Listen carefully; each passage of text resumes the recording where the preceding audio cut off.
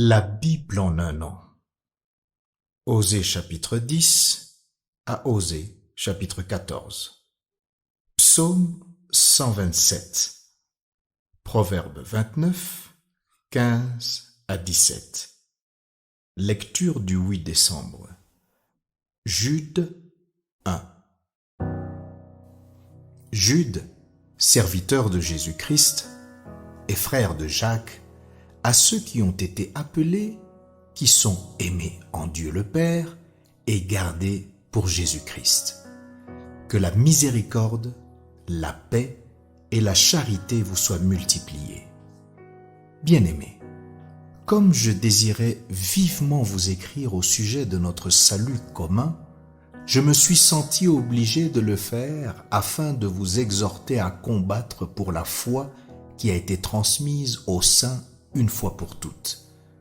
Car il s'est glissé parmi vous certains hommes dont la condamnation est écrite depuis longtemps, des impies qui changent la grâce de notre Dieu en dissolution et qui renient notre seul Maître et Seigneur Jésus-Christ. Je veux vous rappeler, à vous qui savez fort bien toutes ces choses, que le Seigneur, après avoir sauvé le peuple et l'avoir tiré du pays d'Égypte, fit ensuite périr les incrédules qu'il a réservés pour le jugement du grand jour, enchaînés éternellement par les ténèbres, les anges qui n'ont pas gardé leur dignité, mais qui ont abandonné leur propre demeure. Que Sodome et Gomorrhe et les villes voisines, qui se livrèrent comme eux à l'impudicité et à des vices contre nature, sont donnés en exemple, subissant la peine d'un feu éternel. Malgré cela, ces hommes aussi, entraînés par leur rêverie, souillent pareillement leur chair, méprisent l'autorité et injurient les gloires. Or, l'archange Michel, lorsqu'il contestait avec le diable et lui disputait le corps de Moïse, n'osa pas porter contre lui un jugement injurieux, mais il dit que le Seigneur te réprime. Eux, au contraire, ils parlent d'une manière injurieuse de ce qu'ils ignorent, et ils se corrompent dans ce qu'ils savent naturellement comme les brutes. Malheur à eux, car ils ont suivi la voie de Caïn. Ils se sont jetés pour un salaire dans l'égarement de Balaam. Ils se sont perdus par la révolte de Corée.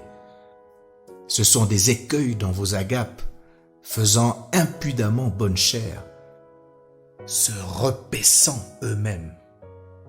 Ce sont des nuées sans eau, poussées par les vents, des arbres d'automne sans fruits, 2 fois morts, déracinés, des vagues furieuses de la mer, rejetant l'écume de leurs impuretés, des astres errants auxquels l'obscurité des ténèbres est réservée pour l'éternité.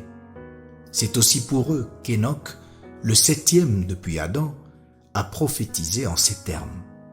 Voici, le Seigneur est venu avec ses saintes myriades pour exercer un jugement contre tous et pour faire rendre compte à tous les impies parmi eux de tous les actes d'impiété qu'ils ont commis et de toutes les paroles injurieuses qu'ont proférées contre lui des pécheurs impies. Ce sont des gens qui murmurent, qui se plaignent de leur sort, qui marchent selon leur convoitise, qui ont à la bouche des paroles hautaines, qui admirent les personnes par motif d'intérêt. Mais vous, bien-aimés, souvenez-vous des choses annoncées d'avance par les apôtres de notre Seigneur Jésus-Christ. Ils vous disaient qu'au dernier temps, il y aurait des moqueurs, marchant selon leur convoitise impie. Ce sont ceux qui provoquent des divisions, hommes sensuels n'ayant pas l'esprit. Pour vous, bien-aimés, vous édifiant vous-même sur votre très sainte foi et priant par le Saint-Esprit, maintenez-vous dans l'amour de Dieu en attendant la miséricorde de notre Seigneur Jésus-Christ pour la vie éternelle. Reprenez les uns, ceux qui contestent, sauvez-en d'autres en les arrachant du feu, et pour d'autres encore, ayez une pitié mêlée de crainte, haïssant jusqu'à la tunique souillée par la chair.